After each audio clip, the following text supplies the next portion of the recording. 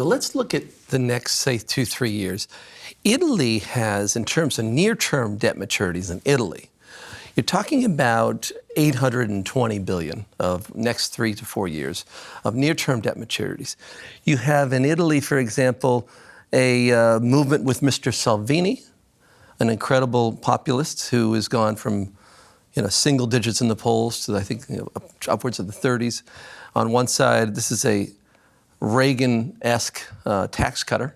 And on the other side of his marriage party, you have Five Star, which is really like a Bernie Sanders populist, which is fascinating. Europe is a little bit further than the US in terms of populism, whereas we've had Mr. Trump and more of a right-wing populism. The left-wing populism so far has risen but failed in 2016. If we look at the near-term debt maturities, if you're a bondholder right now in Europe or own a part of some of the banks, and you have these near-term debt maturities, and you have Italy going up against France, and you see France with their budget starting to blow through because of the yellow vests, and what Mr. Salvini might say to the European Union and the EU over the next, say, 6 months.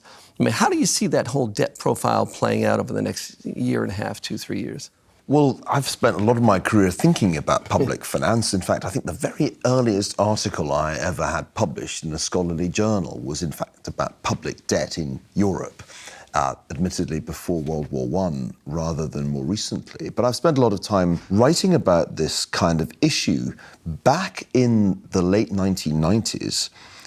As the European Monetary Union was taking shape, Larry Kotlikoff and I, professor at Boston University, and I got together and wrote a piece for Foreign Affairs predicting the ultimate degeneration of Europe's monetary union. And the argument we made, and this I think was published back in 2000, was that the monetary union would ultimately be unsustainable because of the fact that it wasn't in any way a fiscal union, and that there was bound to be substantial fiscal divergence between the member states. That was baked into the cake because of demographics and differentials in growth. So I was a skeptic about monetary union, mainly because of fiscal imbalances. And back then, when we were discussing where would things most likely go wrong, it was Italy that we always tended to come back to. Greece, of course, had even worse public finances and probably should never have been allowed to join the monetary union. But Greece is relatively small, whereas Italy is not only a founding member of the EU, it's also really quite big economy. So I guess the big question for any investor is, what's the end game for Italy? It has zero to negative growth. It has a huge stock of debt. As you rightly mentioned, a quite large proportion of it falls due in the relatively near future. In history, stories like that tend not to have happy endings.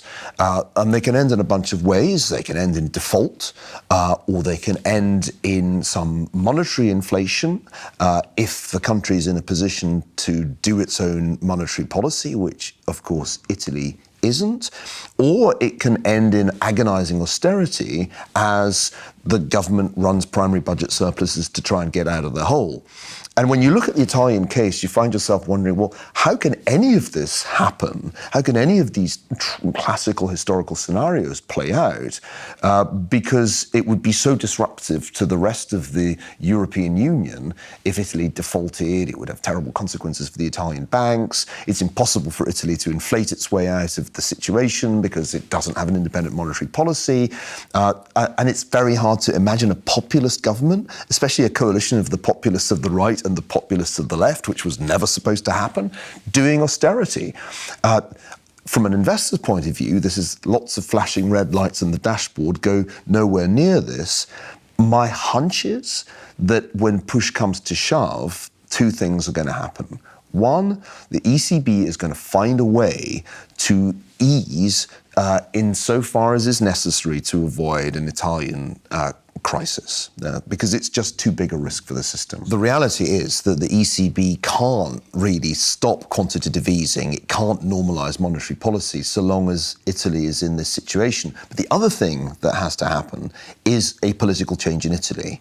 And the question really is, at what point does Matteo Salvini, the leader of the League, press the button and take advantage of the fact that his party is far ahead of the populists of the left, of the Five Star Movement. And he could do that this year, but I don't think he's going to.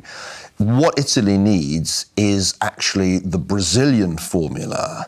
If you look at Brazil, you've got a populist leader, Jair Bolsonaro, but they're doing free market economics, they're doing structural reform, and that's what Italy needs. And as long as they're held back by the populists of the left, the Italian economy is not going to grow. So you've got the right-wing populist, or the Reagan-esque populist in Salvini, is still rising in the polls, whereas the five-star, more left-wing is kind of receding a touch. So there's a little bit of a spread developing, which you're saying over the next year could have a Salvini and Liga actually leading the whole show. Yeah, I think that's going to happen. The only question is when, and it's really the only way out for Italy. Italy needs structural reform, and it needs something like Reaganomics.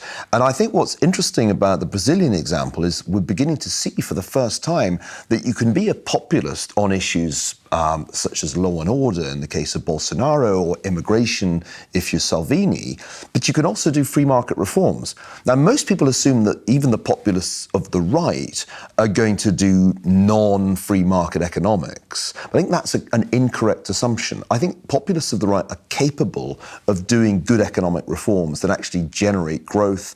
And let's face it, say what you like about President Trump, the economy in the United States grew at 3% in 2018, which is not something that the economists of the Democratic Party expected to happen. So I think that's the kind of winning formula. There's no other way out for Italy. It can't escape what was once called nasty fiscal arithmetic if it continues with zero growth and an ever-rising stock of debt. When I was younger, my dad constantly referenced Alexander Fraser Tytler, a Scotsman. And when I was through my life reading some of your works, I always made that, maybe I was wrong or right, but I always made that connection with the two of you. And I remember as being a young boy, my dad reading this phrase to me: a democracy can only last until the voters realize that they can expunge the public treasury with their votes. And the cycle that he talks about, Tytler, where he talks about a classic democracy. If you think of Venezuela, if you just think of any democracy the last 400 years, you have this period of original bondage, like the United States in the 1750s, 1775, and then you break out and you're into patriotism, entrepreneurship, abundance, and then a dependence phase, an apathy phase, and then a back to bondage. It looks like, to the untrained eye, that Tytler was onto something here. I've always wanted to ask, what's your personal view on that cycle in terms of, do all democracies end up in that same place historically? I'm not one of those historians who thinks that history is cyclical. If it were, it'd be so easy to predict, wouldn't it? But in fact, what's interesting about the historical process is that much as we would like states or empires or democracies to behave like individual human beings, to have vigorous youth and then to reach their prime and then to kind of get a little bit old and then to collapse and die, that is not in fact how they behave. And indeed, the key to thinking about history is to recognize you're not studying a bunch of living organisms with a natural life cycle, you're studying complex systems. And complex systems behave differently from individual organisms. They can last an extraordinarily long time and then very suddenly fall apart. It's only with hindsight that we say, oh, there was some kind of life cycle to the Soviet Union and it went through that kind of trajectory. It didn't. The Soviet Union seemed to be fine until it wasn't, and it fell apart in the space of 2 years, really, from 1989 to 1991. Hardly anybody predicted that. And when I wrote, even in the summer of 1989, when I wrote a piece predicting some kind of collapse, the British newspaper I was working for refused to run it, as it seemed as if I'd, to quote the editor, been listening to too many Ronald Reagan speeches. So rule number one of history is that if things were cyclical in that way, then history would be much more predictable than it is.